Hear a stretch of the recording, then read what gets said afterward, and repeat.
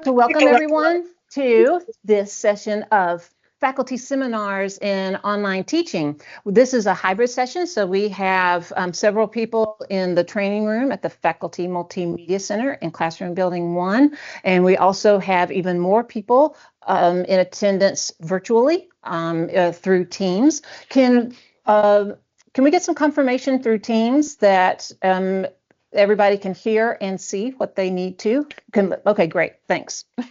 I'll introduce ourselves, our facilitators today. I'm Rosalind Miller, and I'm a senior instructional designer with the Center for Distributed Learning. And I'm Jessica Weishi. I'm a senior lecturer in the Department of Psychology. The format of our session today is it's a total of 45 minutes.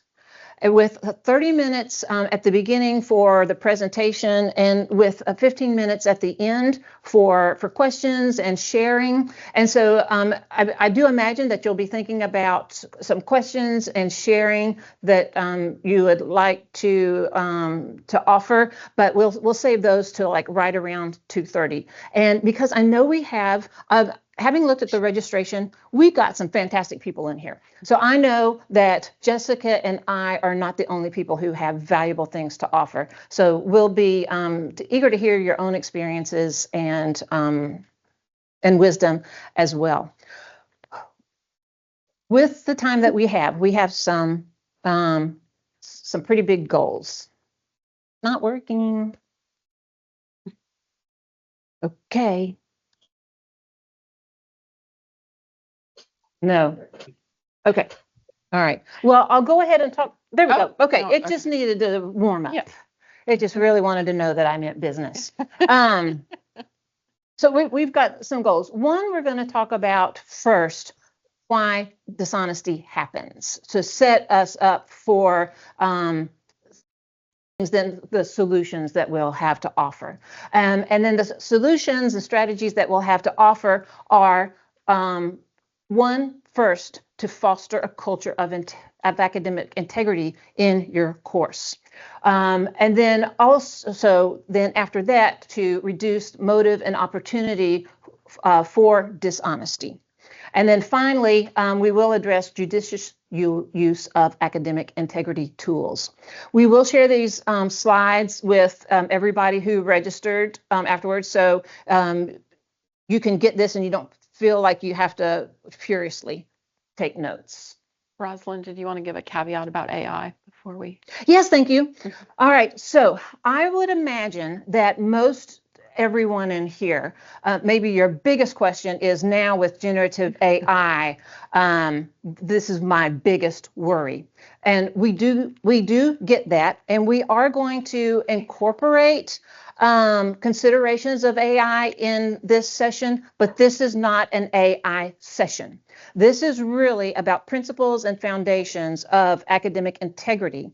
What I think could be good to do is, as we talk about these, the principles and strategies, we will introduce some AI considerations, but you can also think about AI considerations. You can also make some of your own connections. But this is not primarily a session about AI and academic integrity. There are lots of sessions out there about specifically about AI and academic integrity.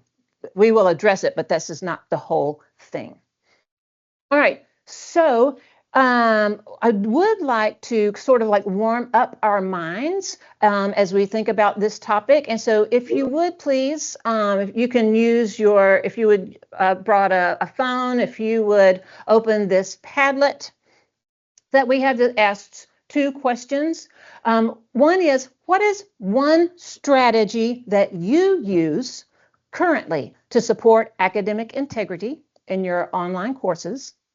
And then also we'd like for you to also let us know and share what is one problem area of academic integrity you'd like to address in your courses. That's where you can put AI in there if you want to.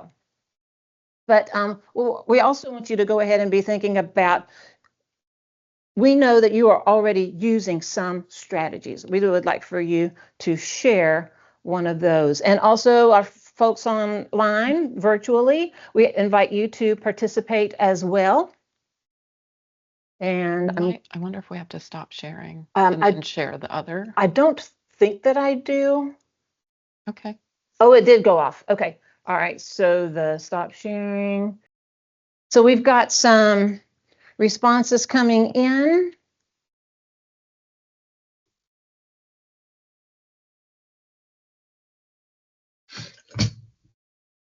Can you scroll down for me? Here. This away. And then. Okay, Turnitin. If somebody is using Turnitin, we are even going to talk about Turnitin today as some strategies that you use. And warnings, threats, and guidelines. That is great. That's a great strategy. Creating space for critical thinking through reflective engagement with course content. One of the most important strategies. Got several more Turnitins. Again, good strategies. Assignments and quizzes.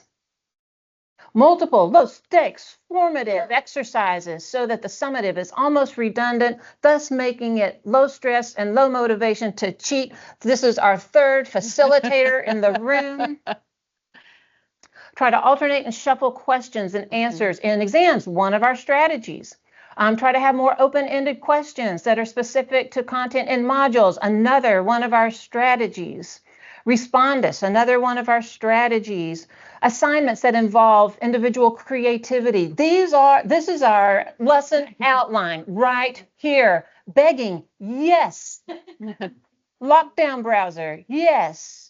Okay, so those are some great strategies. Every single one of those is one of the things that we're going to talk about today. And then some of the concerns. AI, screenshots of quizzes, yes. AI, Gen AI, detection, large course. Yes, we're going to address large courses as well. Testing and sharing, yes. Generative AI and answer sharing, yes, two of the big ones. AI, plagiarism, yes. Solution manuals, yes.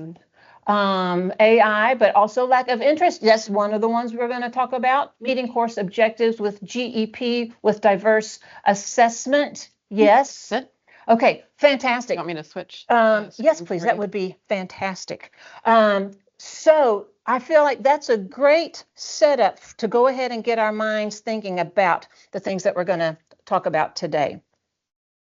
Appreciate your participation in that warm-up activity. There you go. So this is about online assessments. We're from the Center for Distributed Learning. Our funding comes from the distance learning fee. So that is what our mission is about. There has been for a long time, not just since November of 2022. But for a long time, there has been this discussion about and question about students cheating more online or in person. Wiley in 2022 surveyed 2,868 instructors and found that the percentage of students caught cheating varied little across the modalities of in-person, hybrid, and online. That is one small study. That's not, a systematic review of literature, but it is, I feel like, significant in our discussion. Wiley does have, so this in 2022, that is before generative AI was released to the world.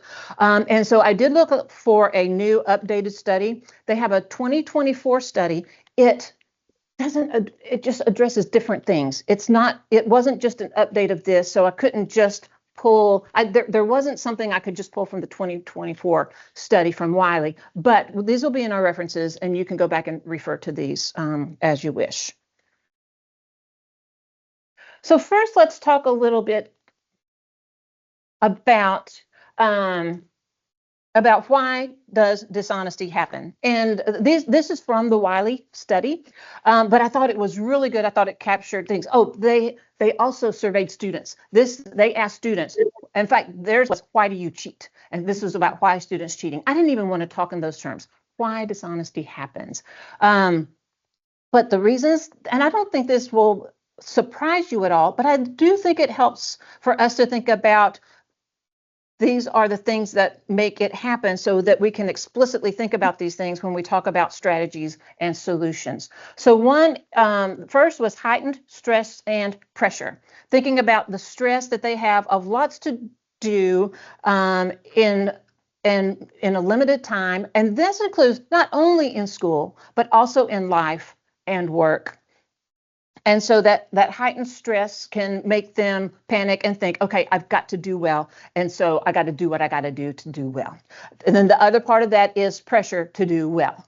Lots of pressure to do well. And we're going to talk, we're going to address some of those things, but these are just some of the motivations that will make students think, okay, I'm not going to focus on learning right now. I'm going to focus on making an A or passing. This belief that content is irrelevant, this actually is new. I brought that. This was not in the 22 study.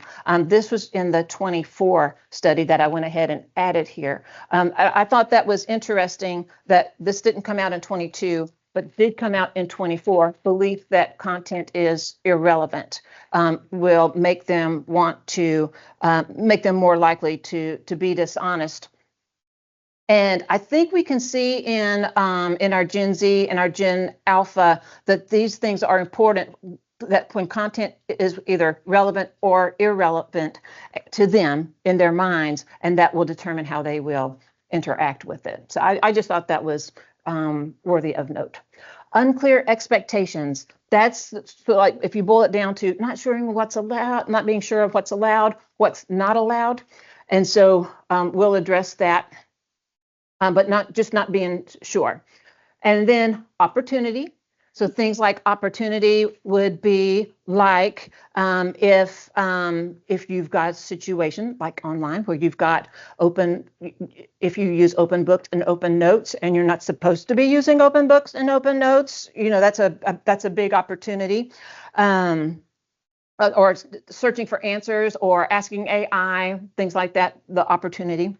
And then finally, you might or might not have thought about this. The belief that other students are cheating is one of the things that will make them think that the playing field is not level. If other students are cheating and they're doing better than me because of it, then that means I got to cheat too to be able to keep up. So these are the 5 biggest motivations that have come out of the studies from Wiley, asking students themselves from 2020 and 24.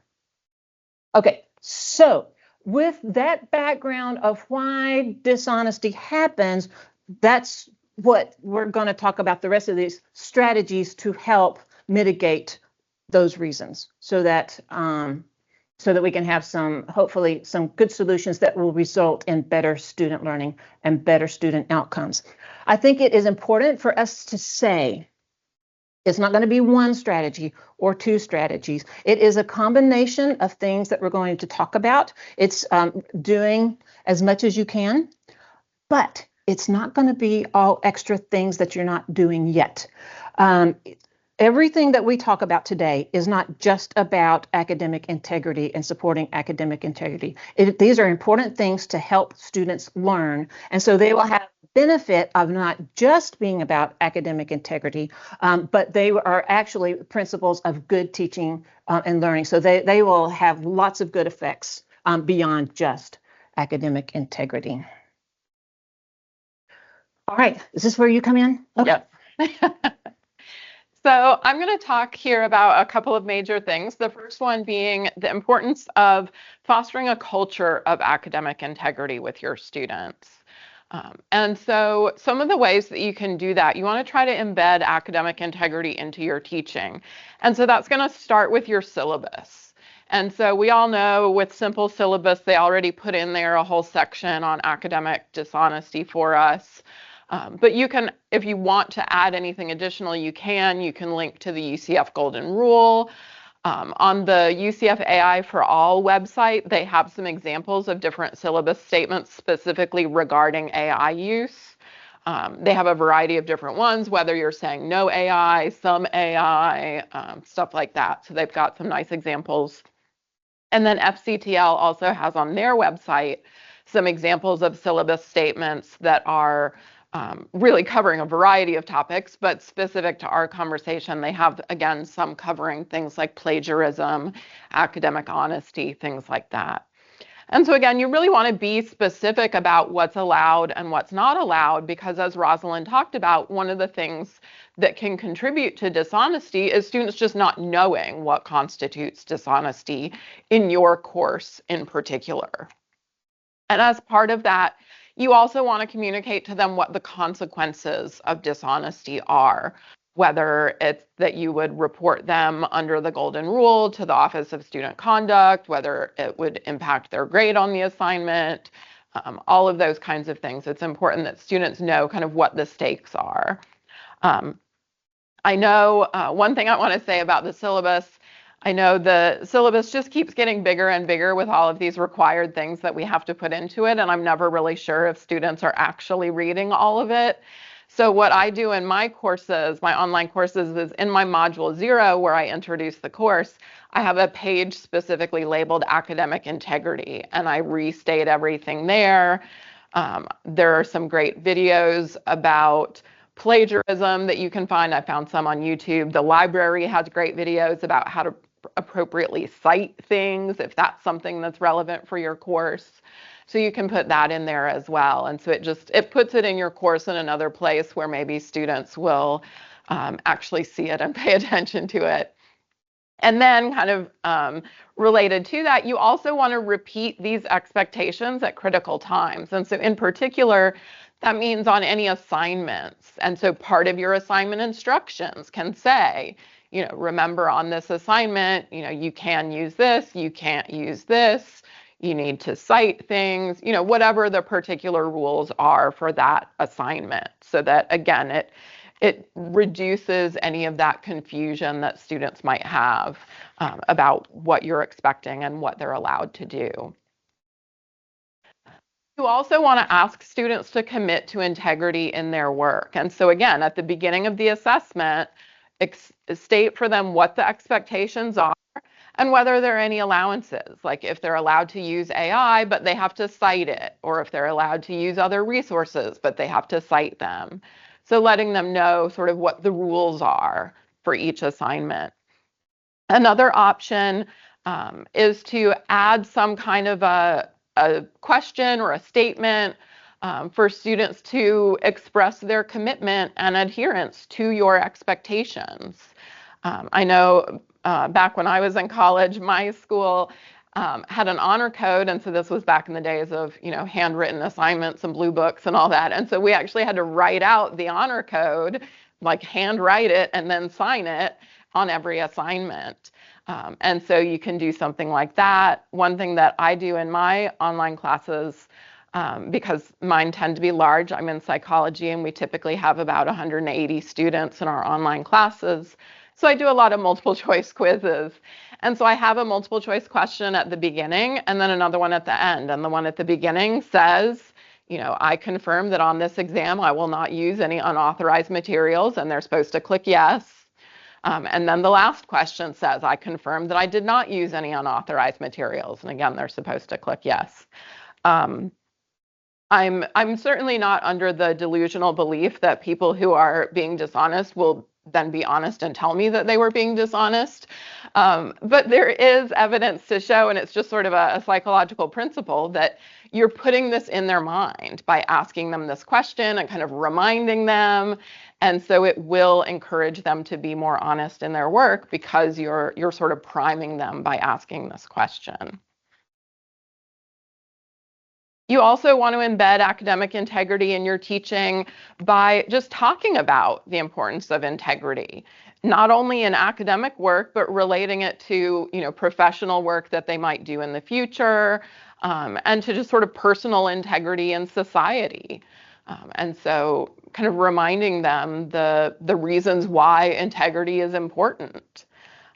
Again, coming back to the idea of AI, you want to discuss the responsible use of AI. And in particular, I encourage you to think about how it's relevant in your discipline and what responsible use would look like in your discipline. Again, I'm in psychology, specifically clinical psychology. And so there are some concerns right now about privacy with AI. And so I talk to my students about that, and I say, yeah, maybe AI can help us with some things, but there's also some concerns. You don't want to be feeding confidential patient information into an open AI system. There's also a lot of stuff coming up just in the last few weeks about people using AI as a therapist and things not turning out so well. And so that has also led to some really important conversations with students. Another thing that you want to do is really emphasize learning over their grades. Students are often so focused on grades that they sort of forget that really the point is that they're learning what they need to know for their futures, for their career path, for whatever they hope to do. And so reminding them of that yeah, grades are important, but what's most important is that you learn this stuff so that then when you go out there in the field, you know what you're doing. And if you're just, using AI or, any other form of academic dishonesty, you're not learning the material. You're just sort of getting through, and then you're going to end up, in your career and not know some potentially foundational things that you need to know. And then one additional point is to really try to foster those personal connections. And I know that's hard in the online classes. But again, research tells us that as students feel connected both to you as the faculty member and to their fellow students, they will be more inclined to be honest in their work because they'll feel like they're harming others that they now, are connected to and care about when they're engaging in dishonesty. One tool that I've found to be really helpful in building these connections is Yellowdig. It's an online discussion platform that UCF now has free access to for all, I think it's actually for all classes, not just fully online classes. And it's a much more social media-like discussion platform. And I've found that students are much more engaged with it. And I post in it and say things, and they post in it. We share pictures of pets. We talk about the course content. And so again, it helps them build that relationship, not just with me, but with their peers, and builds that sense of community that I think is missing in a lot of online classes, just because of the nature of being online. It's also important for us to model integrity for them and kind of show them what it looks like. So that means things like appropriately acknowledging our sources, designing assessments that are consistent with our course learning objectives, our instructional materials, our practice activities, so that again, students see that connection, that each thing is connected to other things in your course, and they start to see that pathway of, oh, here's how what I'm learning is meaningful and will help me in the future. And then, of course, addressing any instances of dishonesty when it happens, because again, as Rosalind talked about, one thing that can contribute to dishonesty if students think, well, other people are doing it and are getting away with it, and so I should too. So making sure that you do address it if it happens when it comes up. Again, because of FERPA, you can't necessarily make an announcement to tell the class, like, I caught somebody, let this be a warning to you. But word sometimes will spread about that, and students will know even without you having to explicitly tell them that that's what's happening. So that's one way that you can help to promote academic integrity, by embedding it in your teaching. And then another important thing that we wanted to talk about today was ways that you can design your assessments to really enhance academic integrity. And so kind of the two key ideas we wanted to give you was, one, to reduce the motive for students to engage in dishonest behavior, and then two, to reduce that opportunity to engage in dishonest behavior. And so again, a lot of these are probably things you're already doing, but maybe they're things that you can do a little more of, or maybe you'll get some new ideas as well. So I kind of hit on this first one already, but the idea of aligning those learning goals, the course content, the activities, the assessments, again, so that students see what that connection is, see how it connects, what you're talking about in the online module connects with what they're then being asked to do in their assessment. Providing them with practice that's similar to the bigger assessment tasks also just sort of helps reduce their anxiety and reduce that feeling of maybe they do need to engage in dishonesty to be successful. If you're giving them that practice and they're getting that success experience with the practice, then they feel more prepared for the bigger assessments. And so that means you also want to be providing feedback on those practices. But remember, it can be automated. You can do a practice quiz where it tells them what the answers are at the end, or there's even ways to put in little explanations, or you can use rubrics to help give them feedback. There are ways to make this manageable even for the larger classes. I think somebody mentioned this in our Padlet, but using more frequent lower stakes assessments. Again, if it's a lower stakes activity, again, they'll feel that less of a motivation of like, oh, this is really a big deal. I might need to, use something I'm not supposed to be so that I can do a good job on this. Whereas when it's lower stakes, they don't get as worried about that grade outcome. And then finally, using a variety of different assessment types, and as much as you can, really trying to use those authentic assessments, those ones that are kind of mimicking real world examples to again prepare them and let them see that connection that you are preparing them for things in the future. And I think, am I right, Rosalind, that there's going to be one of these seminars on authentic assessment later this semester? The next faculty seminars and online teaching is on authentic assessment in the age of AI and higher order thinking, critical thinking. It's going to be November 6th. We'll provide some information by the end of this, and also in the next, when you get a follow-up email, a link for you can register for that if you want to. Yeah, so that's something to look forward to as well. And then to reduce some of those opportunities for dishonesty, one common method of academic dishonesty is students use books or notes on exams when they're not supposed to. And so, that's an opportunity that is easily accessible that we can get rid of by just saying, okay, the exam is open book, open notes. And so then it levels the playing field for everyone.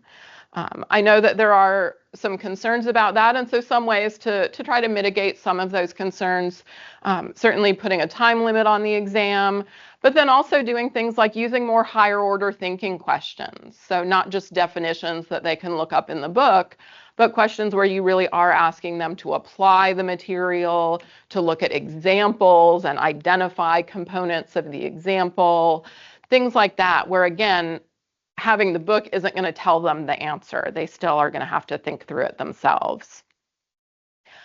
I think some people had mentioned in some of their concerns things about, test questions ending up out on the internet. So tweaking your questions a little bit each semester, maybe changing some of the phrasing, changing just maybe the way the question is asked. Again, just to make it a little bit harder for them to find that exact question online. And one of our faculty uses celebrity names. Is that Amanda? Somebody? No. Alicia does it too. Alicia Janowski okay. in psychology. She puts celebrity names so that if they try to put the question into Google, then it gives them all the hits about the celebrity instead of answers to the question. So that's another little trick. You can also use item banks to randomize your questions so that not every student is getting the same set of questions. And then also randomizing the order of response options to make it harder that they can't just say, oh, the answer to number 1 is A, like it might be D on the next person's exam. So those are different ways that you can reduce some of the opportunities that students can take advantage of. So now I'll turn it back over to Rosalind. I know we're getting close to 2:30, but we're almost done, actually. We are actually doing a little better than I was feared that we might. So. And then, all right, so the last sort of major point that we want to talk about is using integrity tools judiciously. I think it's worthwhile to say the other strategies that we've already talked about are the most important ones. Yes, there are some technology tools that can be used to support academic integrity, but they should not be the first resort before doing the other things. The other things are good foundational teaching practices. And then we've got some tools that can be helpful. One, and Jessica already mentioned some of this specifically, is using settings options in the quizzes tool or new quizzes tool. And when you get these slides, I've got links to the Canvas guides that you can click on there to see some of those options, but they include the like the time limit. You can do show one question at a time. That does drag out the loading time and stuff, so that actually that has some drawbacks with it, but you can decide if that's useful for your assessment. For those that use mathematics in your quizzes, be sure that you know about the formula questions, because every student can get a different problem for the same, like different numbers and different variables for the same type of problem. Every student will get a different one, so that's useful for mathematics. For Turnitin, I don't think I have to really describe Turnitin, don't have time to, but a good practice on using Turnitin is that's for more prose or poetry narrative. I think a good practice is to let students use that to self-assess, so that they can go back and see where their work looks too much like something else, and then they can go ahead and learn and make more of it their own before they do their final submission to you, and then it makes your work harder if you have to go back and give them feedback on that. So I think that's a really good practice. Respondus Lockdown Browser is available for throughout web courses, and so that can be used to lock down a browser. And in fact, to use Respondus, you have to use the lockdown browser, which means students cannot use other applications like Excel or things like that. That makes it so if you want students to do sort of like more authentic work in something else, Response may not work for you, but you can practice some things and see if it might work for you. And Respondus also has the option for using a monitor for proctoring, for student identification, and to watch for with a webcam, watch for behaviors that may be flagged. I think it's worth saying that Respondus Monitor is not for an instructor or a TA to watch 400 students take an exam. It's not for that. It is for it to flag behavior that when you go back and look at the report, if you see some patterns or if you see some things that don't match up, it gives you something to go back and look to and decide if it's something that you need to address. When you do use some tools, like maybe especially like Lockdown Browser, make sure for your quizzes in the quiz tool that there are no accessibility barriers for students who may have low vision, who may need assistive technologies. You can use practice tests to help make sure that that students can access everything that they need to. I wish I had more time to really go a little bit deeper into that. Okay, we have a handout. Oh, thank you. It's back there. And also for those of you online, if Jo hasn't yet, she will put the PDF for this handout. What we have is this handout has most of the strategies, the most important strategies that we've talked about today, and wanted to give you some time to think about what you are already doing. And also think about some things that you might want to start doing or try that you haven't done yet. So I'd like for you to take a moment now to look through this. And for the things that, as you look through, for the things that you are already doing, make a check mark by it. And I think you'll see that you are already on a good start for some good academic integrity strategies. And if there's something new on there that you hadn't thought of or you haven't tried yet and you think you would like to try, then put a star by that strategy. And you'll be able to take this with you and hopefully reflect on the things we've talked about after we part our ways. So that is the main part of our presentation. And so this does give us some time to 10 minutes to ask some questions, to dig a little bit deeper, to share your own experiences. We will put, like, for those of you who are in this room, want to bring you a mic so that those who are online and virtual can hear, but we'll be happy to do that. And also, those of you who are online, if you would like to share anything or ask questions, we'll be able to get your questions. Yes, Tim. Oh, I forgot. Sorry. Status of responders, I've heard things where it's now costs money for students. I've heard where it's going away. UCF is not buying into it. I'm just trying to get clarification as to where we are with that. Okay, great question. So UCF has Respondus Lockdown Browser and Monitor, and that, as far as I know, is here to stay for as long as anybody knows. There is another tool, HonorLock. HonorLock is a little bit different tool. It is much more expensive, and UCF has only a limited number of licenses for HonorLock, and so it is prioritized for those courses, online courses, those that earn the DL fee, online courses that require human proctoring for things like accreditation and things like that, higher priority for the requirements for things that those courses are required to have.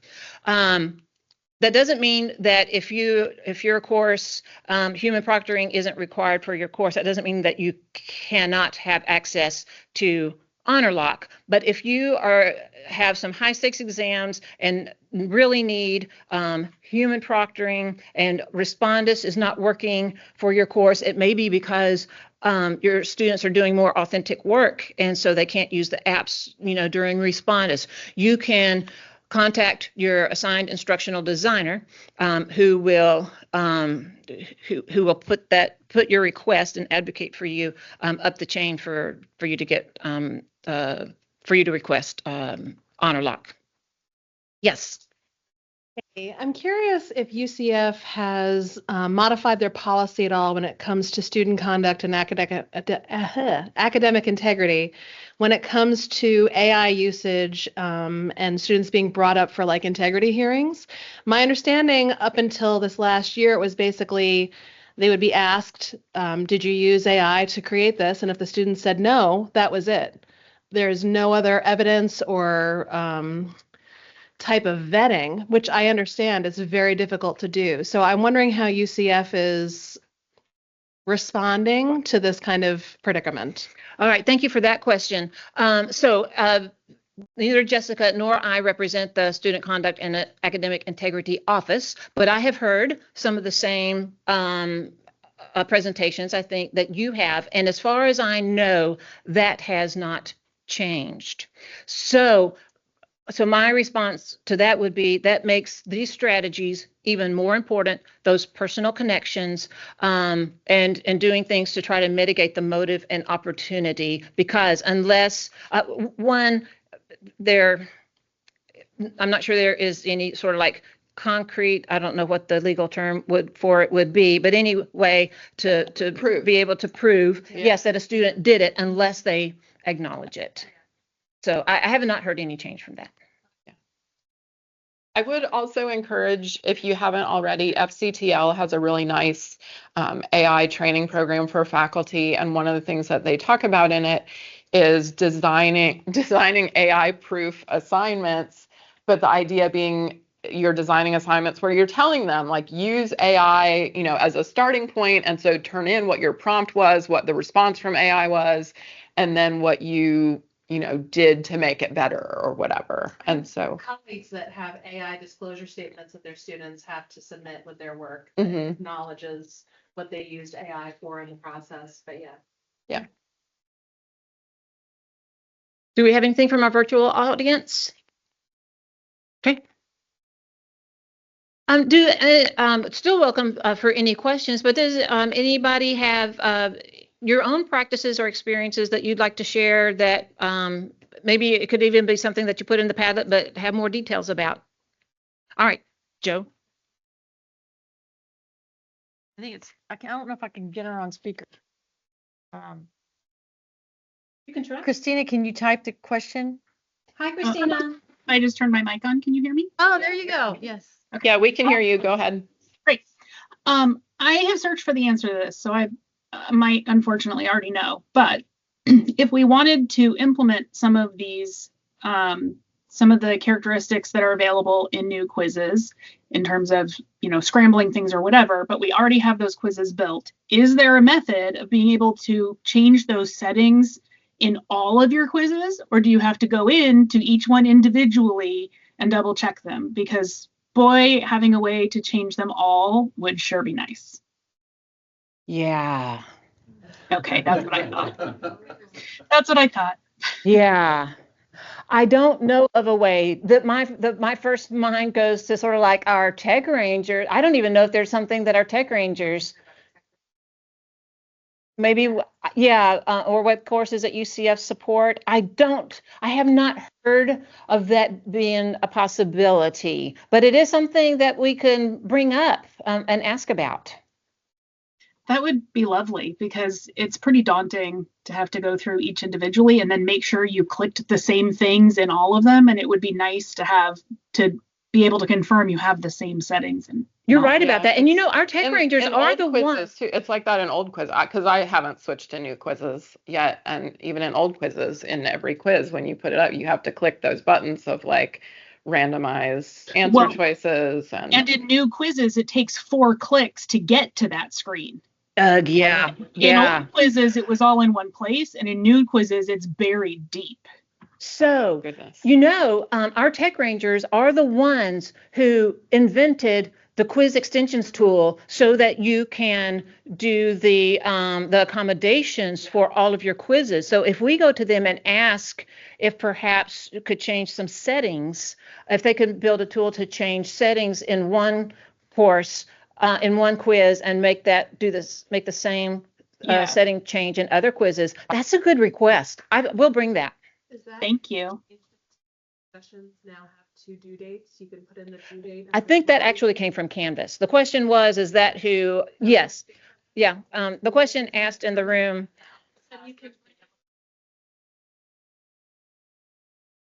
That's a new.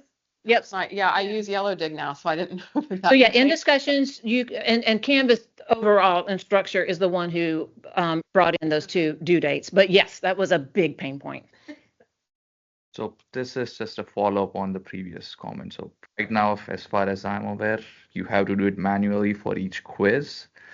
The workaround to that is if you have a required textbook, and it works pretty well in engineering classes, where if you are requiring a certain textbook, certain version of it, most publishers also have a plugin in LMS. So if you are requiring book from, let's say, Pearson, you can add that plugin. And so when you are creating quizzes through Pearson or whatever other publication you're using, you can have a set of, it's essentially you can create a question bank, and then you can randomize from that plugin while you are creating. So kind of instead of you putting in all the questions or anything, you just select a pool of questions.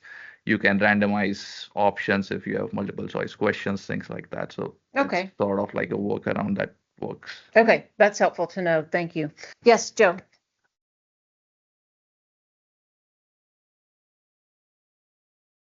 Noah Furlick put in the chat that she has been using, large language models to generate responses to see what it does with her questions. And so she can see if something is suspect to AI.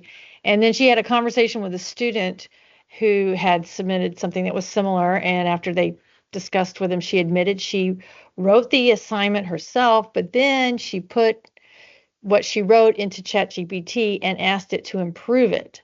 And I don't know what to do about that. Okay, thank you, Noah. And hi, Noah. So I think I followed everything. And I guess it depends on what was allowed or not allowed. My guess would be that you probably, I know I wouldn't have thought to put in my syllabus, like using AI to improve what you already wrote is not allowed. And so I think this might be a learning opportunity for you and for the student. And so talking to the student about, why you're concerned about that, and then maybe thinking about, adding more detail to your policy for the future. But see having them write something additionally reflectively that Mhm. that talks through how the AI improved their writing, like what it did specifically that made it a better version than the original. oh, that's a good idea. I like that. That's a good idea. And also, that does make me think students for years have been using Grammarly to do that very thing. And it has been most helpful to for students whose first language is not English. And that has been an accepted practice. A generally accepted practice for many courses. And so that can go back then to reflecting and thinking about what you want to allow and not allow and making clear those expectations. And we can't think about all the things we don't allow. It's the students who will come up with the things that we figure out if we want to allow that or not. All right, let me check our time. And our time is up.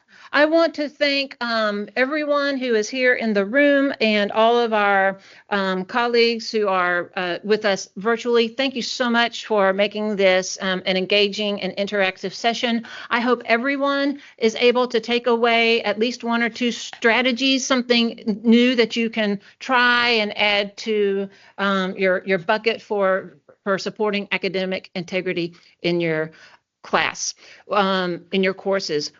We will have critical thinking and authentic learning. All the words are there. I might not have them in the right order. In the age of AI, in online assessments. I know I did not have them in the right order, but all of that is there. November 6th. And Joanne Smith is going to be our ID facilitator for that. And Sharon Woodall from Interdisciplinary Studies is going to be the teaching faculty facilitator, and that should be a really great session. Looking forward to that. Thank you, everyone.